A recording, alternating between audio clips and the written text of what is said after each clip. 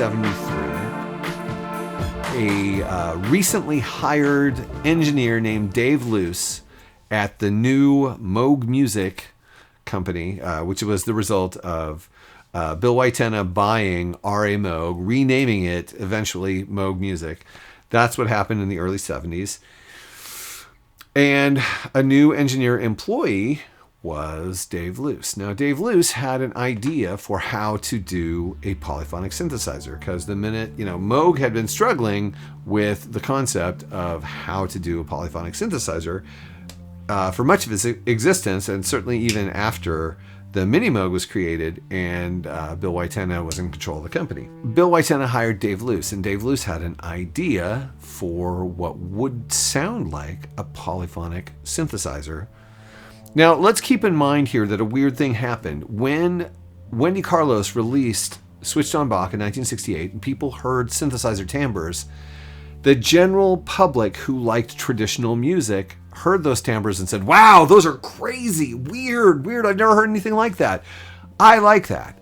And rock musicians heard them and said, oh man, that's got to be in my song. Rock musicians were doing what amounts to traditional music, and they wanted those weird timbres for their traditional music.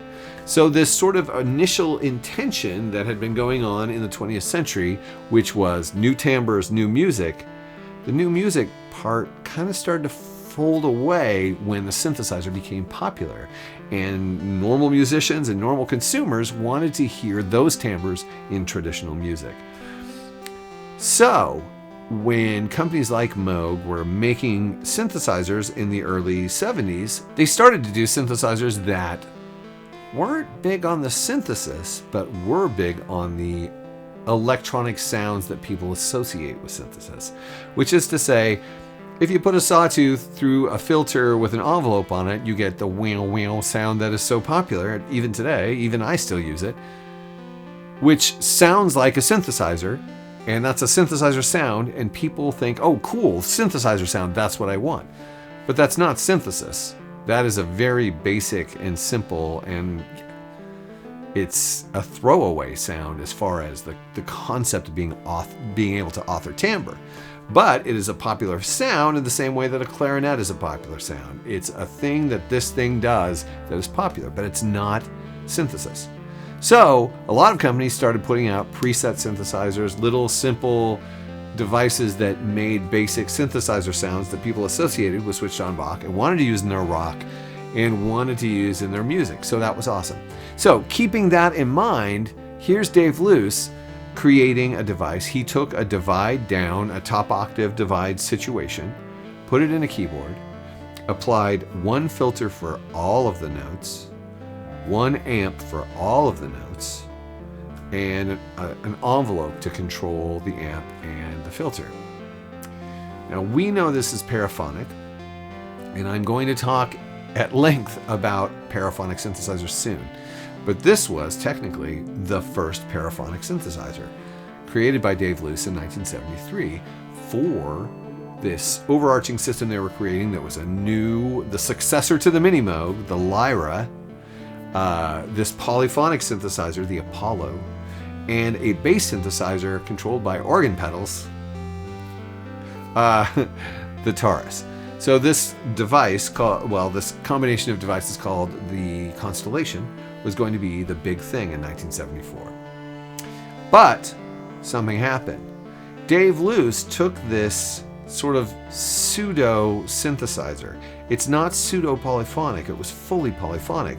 But because there was only articulation available for one voice spread out over all of the keys, it was different.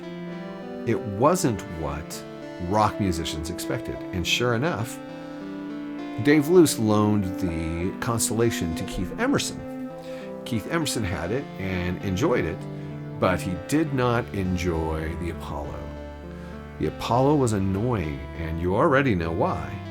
It's because this method of articulation is unsatisfying to a traditional musician who wants each note to have its own articulations in amplitude, in timbre, and it didn't. because the minute you held a chord and played other notes, those notes were either lost in the filter closing or they were re-triggering the chord you were already playing, which is the standard behavior of a paraphonic polyphonic synthesizer. Again, we'll talk more about paraphonic here in a minute. But so Keith Emerson goes back to Dave Lewis and says, hey, this thing's okay, but really it kind of sucks, because here's why. It needs another oscillator. It needs individual articulation per note. I don't want to, I like that all of the notes play, but I mean, the articulation is terrible. Fix this thing. So Dave Lewis went back to the drawing board and still used the divide down technique that was invented in 1938 by Hammond, but he had an individual IC made for each key, which controlled some of these factors and allowed this synthesizer, the Apollo, to have individual articulation of note with amp, filter, and even envelope. So what he did was he basically did the brute force approach to polyphony and created a synthesizer per note for this crazy synthesizer he was working on. The Polymoog was released in 1975, which is why so many people say, oh, polyphony and synthesizers was invented in 1975. But now we know the truth. It was not. This was a rediscovery of a concept that had already existed, and just put a fine little tweak on it, a brunt force tweak, where each key was its own synthesizer. In doing so, this thing operated like people wanted synthesizers to operate, in the sense that each key had its own little synthesizer. Unfortunately, it kind of shot itself in the foot because they couldn't afford to put a Moog filter on every single note. That would be a very, very large device and very expensive. So they had this sort of really basic filtering per key. So when people went to go use the Moog filter that was on there, again, suddenly it was paraphonic. That was not pleasing to people.